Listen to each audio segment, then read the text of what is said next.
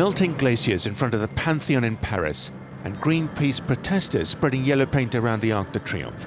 It's a reminder from protesters that time for a climate deal is running out.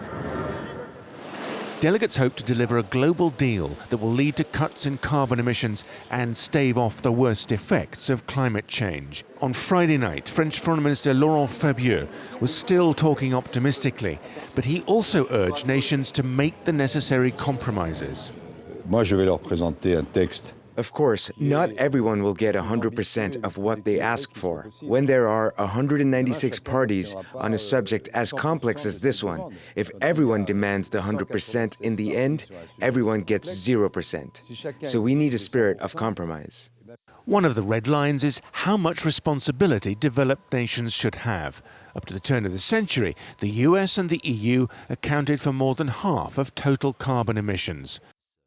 Another big issue is how much compensation developed nations should give. They've already committed to $100 billion a year in aid starting in 2020. But developing countries want more to tackle problems like deforestation. One crucial goal is to set a cap on the rise of global temperature. A high ambition group of countries wants a target of 1.5 degrees Celsius, 0.5% lower than the previous goal. They're also calling for a review of progress every 5 years. I think I want to say that we will get a deal.